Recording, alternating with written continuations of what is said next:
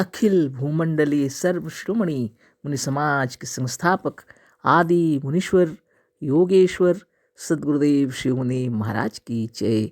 उपस्थित मुनि वृंद, साधु सज्जन वृंद, संत वृंद, साधक वृंद, आध्यात्म ज्ञान के जिज्ञासु और प्रेमियों, आप सभी को मेरा कोटिशः नमन, सप्रेम जय जीव। तो आध्यात्मिक चर्चा चल रही है और हम लोग सद्गुरुदेव शिव मुनि महाराज रचित ग्रंथ सत्य सुंदर और स्वतंत्र विचार के अंतर्गत अध्याय 1 पर चर्चा कर रहे हैं और शीर्षक है सत्य और स्वतंत्र ज्ञान। तो आगे हम लोग पढ़ेंगे। तो कल पढ़े थे वो अंतिम लाइन पढ़ते हैं। जो पुस्तकें तर्क, विचार, विज्ञान और बुद्धि के सामने 1 मिनट भी नहीं ठहर सकती, वही ईश्वर की बनाई हुई मानी गई। यहाँ तक हम लोग चर्चा कर लिए, आगे पढ़ते हैं।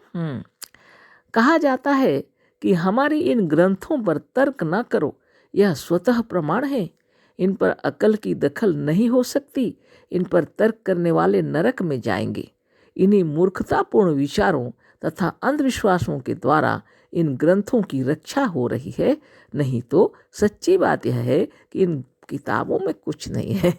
आजकल के साधारण दार्शनिक लेखक इन किताबों से कहीं अच्छी किताबें लिख सकते हैं। कहते हैं कि कुरान के समान दूसरी किताब कहाँ है। किसी भी किताब के समान दूसरी किताब कहाँ है। किसी भी मनुष्य के सर्वथा समान दूसरा मनुष्य कहाँ है। मजहबी पुस्तकों के समान व्यर्थ पुस्तक दूसरी कौन है ना। सदगुरु लिखे है ना। कहा जाता है, कह रहे हैं कि हमारे इन ग्रंथों पर तर्क ना करो। तो इन ग्रंथों पर तर्क नहीं करना कहते हैं क्योंकि ईश्वर की बनाई हुई है ना। तर्क ना करो, ये स्वतः ही प्रमाण है। कह रहे हैं इन पर अक्ल की दखल नहीं हो सकती। इन पर तर्क करने वाले सीधे नरक में जाएंगे, है ना। इन्हीं मूर्खतापूर्ण विचारों तथा अंधविश्वासों के द्वारा इन ग्रंथों की रक्षा हो रही है, अभी तक है ना। नहीं तो सच्ची बात यह है कि इन किताबों में कुछ नहीं है वास्तविकता। आजकल के साधारण दार्शनिक भी और लेखक भी इनसे कहीं अच्छी किताबें लिख सकते हैं। लोग कहते हैं कुरान के समान दूसरी किताब कहाँ है। तो सद्गुरुदेव कह रहे हैं किसी भी किताब के समान दूसरी किताब कहाँ है। किसी भी मनुष्य के सर्वथा समान दूसरा मनुष्य कहाँ है ना। मजहबी पुस्तकों के समान व्यर्थ पुस्तक दूसरी कौन है। बात तो ये है, बहुत विचित्र बात है ना। वास्तविक में मजहबी पुस्तकें सबको जो पाठ पढ़ा रही हैं वो सिर्फ बंधन है ना। आगे पढ़ते हैं। परतंत्रता और बंधन सभी दुखदाई हैं। परतंत्रता मतलब गुलामी है ना, दूसरे के अधीन रहना।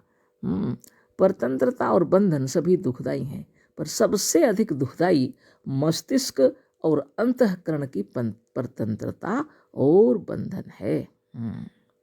सद्गुरुदेव कह रहे हैं परतंत्रता जो है, दूसरों के शासन के अधीन रहना, गुलामी करना सबसे अधिक दुखदाई है।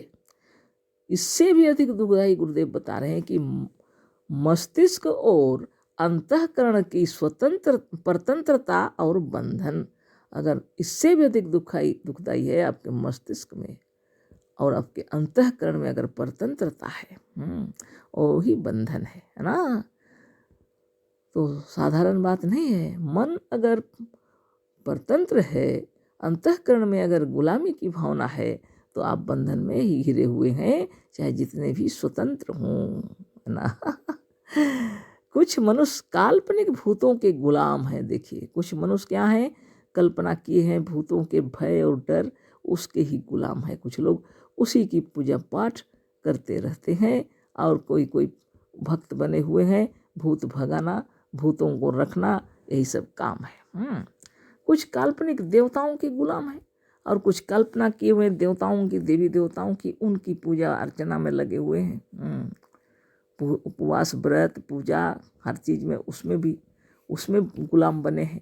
और कुछ अत्यंत काल्पनिक निराकार ईश्वर के गुलाम हैं। कुछ लोग ईश्वर की कल्पना किए हैं और उसका कोई आकार प्रकार ही नहीं है, वो निराकार है, ऐसे ईश्वर के भी गुलाम है। बेचारा मनुष्य स्वतंत्र नहीं होने पाता। कहाँ से स्वतंत्र होगा बेचारा मनुष्य। सदगुरुदेव बहुत सुंदर तरीके से बताए हैं। देखिए, कुछ मनुष्य काल्पनिक भूतों के गुलाम है, कुछ काल्पनिक देवताओं के गुलाम है, और कुछ अत्यंत काल्पनिक निराकार ईश्वर के गुलाम है। बेचारा मनुष्य स्वतंत्र नहीं होने पाता। आगे फिर लिखे हैं, चतुर और होशियार पुरुष ईश्वर, बहिष्ठ और देवताओं की एक काल्पनिक टट्टी बनाकर उसमें अपने अनुयायियों को फंसाकर गुलाम बनाए हुए हैं। अब लीजिए, जो चतुर और होशियार पुरुष लोग हैं वो लोग क्या करते हैं, ईश्वर, बहिष्ठ और देवताओं की एक काल्पनिक टट्टी, ये जो मांस का बनता है, चारों ओर से घेरा लगा दिए हैं, मतलब समझ लीजिए, है ना। और अपने अनुयायियों को फंसाकर गुलाम बनाए हुए हैं। ये सब चल रहा है। अब गुलाम बनने वाले भी वही हैं, है ना। कौन बनाएगा गुलाम, ये तो खुद ही वही है, खुद ही बने हुए हैं, है ना। यदि कभी कोई इनका भेद खोलने को आगे बढ़ा तो आरंभ में ही इन ढोंगियों द्वारा कुचल दिया जाता है। अगर कोई आगे बढ़ा सच्चा ज्ञान देने के लिए तो ढोंगी लोग उनको जान से मार देते हैं, खत्म।